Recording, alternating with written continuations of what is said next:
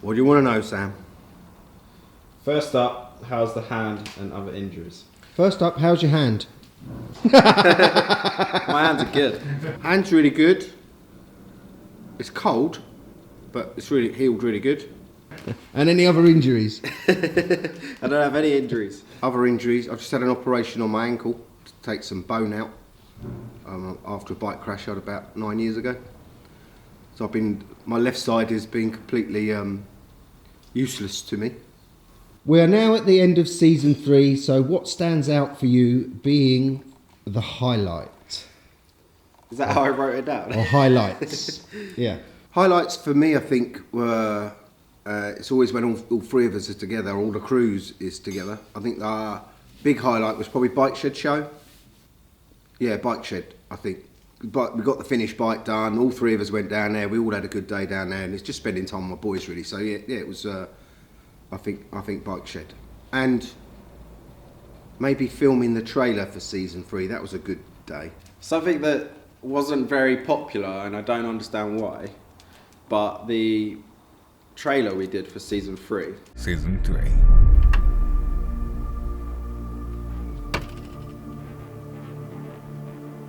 Darling, you've got your lunch. Was a massive highlight for me. Like, from a filming point of view, we spent like a week writing that, and then we had to film all the scenes separately on different days. We had graphics we used that we'd never done before, and we had all of that onboard footage with more than one bike, which we'd never done before. We got a voiceover expert to do voiceovers for us. David Attenborough? No, we've already used him. Hello, Sam. Morgan Freeman. Yes. It was a massive production, and no one watched it. And it was probably one of the best videos we've ever made, and it just wasn't popular. I don't know why. Maybe we didn't promote it enough, or... And then head to head was another good day with the TT and the Fireblade. That was funny. And off the cuff, we weren't going to. That was just sort of like we were waiting for stuff to turn up, and it was. I just had an idea. Well, both the Hondas. I was staring at both the Hondas, and I thought, I knew which way Sam was going to go. It's got O-lins on it. It's got fuel injection. It's got it's carbon fibre wheels. New school stuff where I like the old coffee farty carburettors and.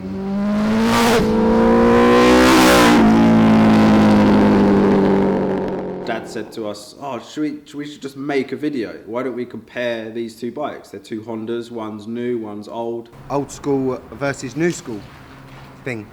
And we just made a video in a day. I edited that night and posted it online. I think the next day, wasn't it? The day after we filmed it. Yeah, it came together. It was a quick turnaround. Yeah. Very little editing. And it was just a really fun day. So maybe we should do that more often. We should do, yeah. Compare Harleys and stuff. Ducatis. Yeah. Ducatis next.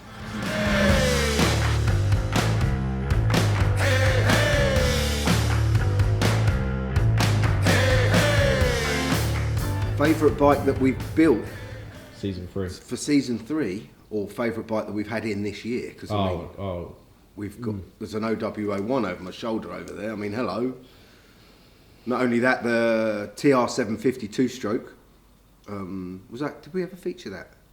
It's going to be in the episode with the Harley. Is it? We go to Stevenage with it. We'll go to Stevenage with it, yeah. Oh yeah, wait till you see that. Or has this already been seen? It's complicated. It would be already be seen. Has that been seen? Oh, well, remember seeing that? That was really good. We're time hopping, aren't we? We time hop.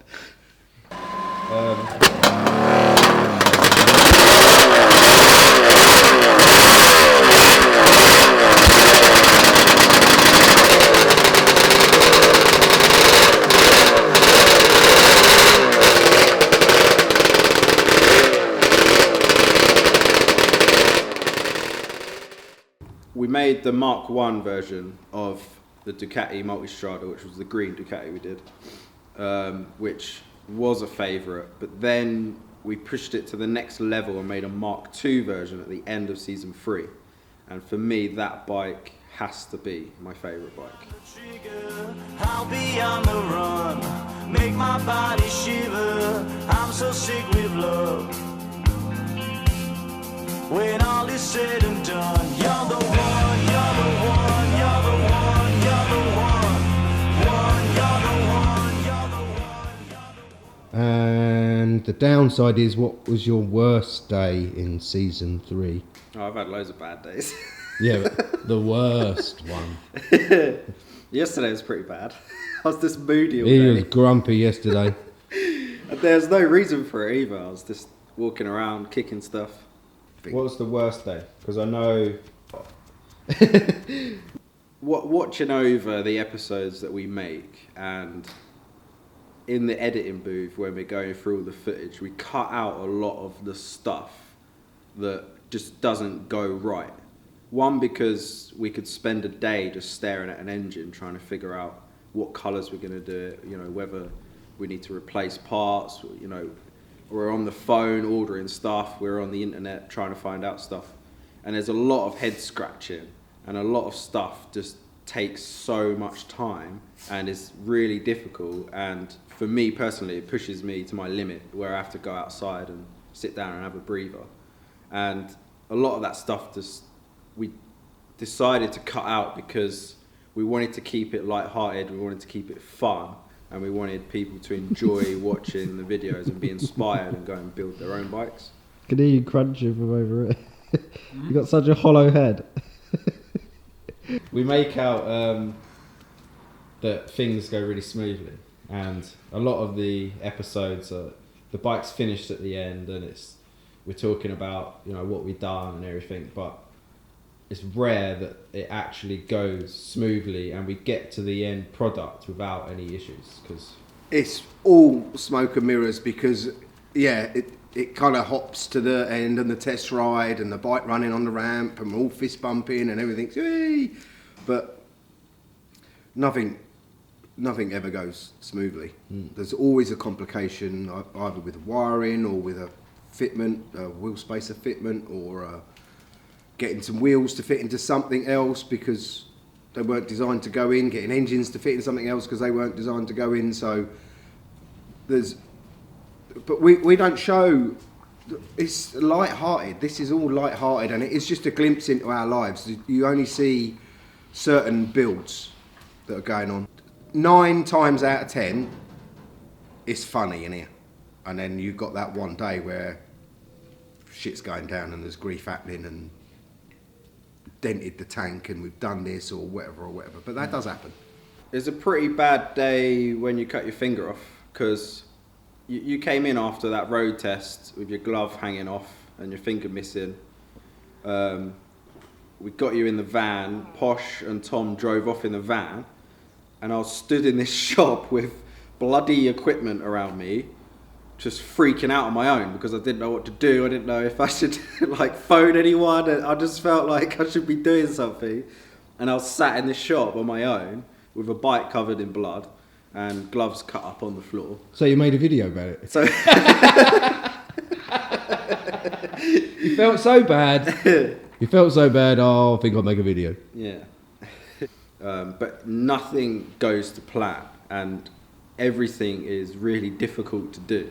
And we spend a lot of days just at our bench grinding or welding, and we choose to cut that out because it's boring, and we don't think people are that interested in seeing us. There's lots of really monotonous tasks. Yeah, and to be there's a done. lot of stuff where we could spend a day making like a battery box.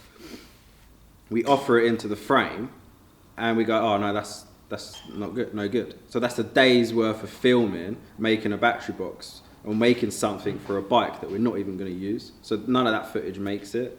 And maybe we should show a little bit more of things going wrong and mistakes. Like we started showing when we had a failed battery on the Multistrada Mark II, and we blamed it on the battery charger. So My battery charger. Don't worry, we bought a new one. Or it has now anyway.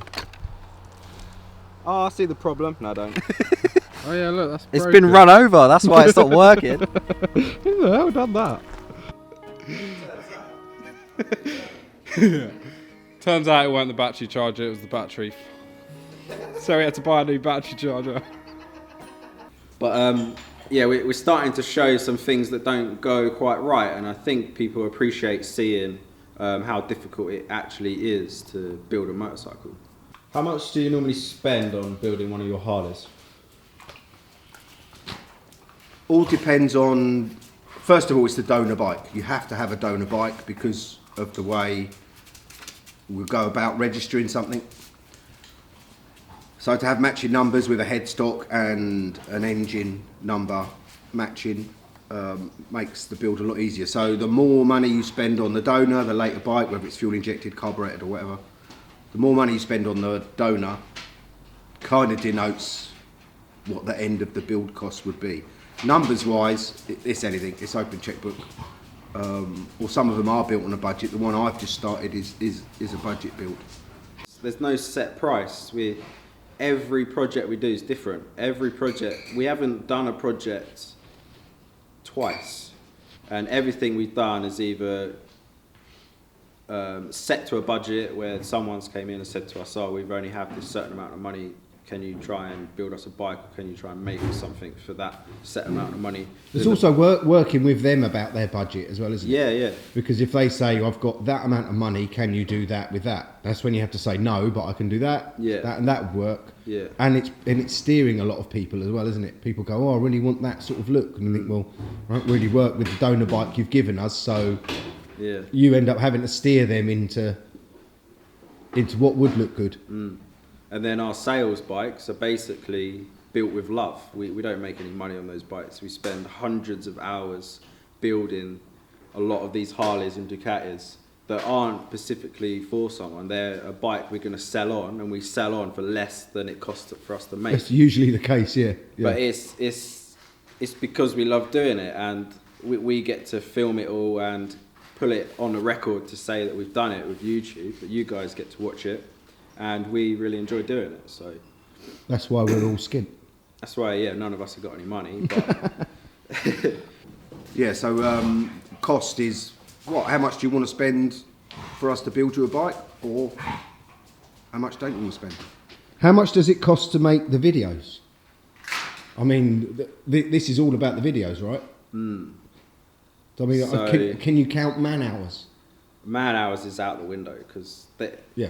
but a lot of people don't realise. A lot of people like to comment on the bikes in the videos, and they don't really understand that the video side is the same amount of work again. So let's say a bike takes 200 hours to build. It will take another 200 hours to create the video that shows the bike being built. And none of that stuff is ever seen. So all of those man hours are free because it's going on YouTube for you guys to watch it for free. So we can't count any of the man hours. And then we've got a lot of the equipment we use, like we've got a gimbal we use in the back of the cars that we film. A lot of the time Tom's hanging out the boot of the car filming road tests. We have 2 GoPros, we've got a drone. Okay, straight away you can feel the 250's faster than the 125 we built, but a little heavier as well. This bike feels like such good quality. I can't believe we sell these bikes so cheap. You get so much bike for the money. It's amazing. What an awesome bit of kit. All that equipment's just equipment. This one, what's this? That's a Canon 70D. A lot of the equipment's just I've been saving up my money and buying as and when we've needed to film something new. And that's the other thing, because I see it all. I'm not really that involved in making the videos. Well, I'm not involved at all, other than he's made me ask some Being questions on now. camera. But it's when I get to watch them at home, or I see some of the comments on YouTube or Insta, and they're like, well, I would have done it that way, and or you get a bit of a slagging off on some of the videos, like some thumbs down and things like that, and you think, well, you haven't. I've seen how much effort goes into making those videos, and people still, they should just move on if they don't like it. Why criticise? That always does my nut in. That building the bikes is bad enough, but making the videos is equally as bad. And It's the pride for me, I think. It does. It Because gets bruised, doesn't it? Because you're like, really? We're trying our best to make something happen from nothing. We're starting with an empty slate, and then we're creating a motorcycle, but we're also creating a video to back it up. So when someone says something bad about what we're doing, I just think, it does dent your pride a little bit. But you've got to think how sad that poor person must be, haven't you? Well, if they've got time to sit and watch our video and watch the whole thing and then not like it, Yeah. Get a life. that's up to them. Oh well. The other question that you've written down for me to ask is about a workshop tour, and what do you have in the workshop at the moment? Okay, should we do a workshop tour? We could do a workshop tour.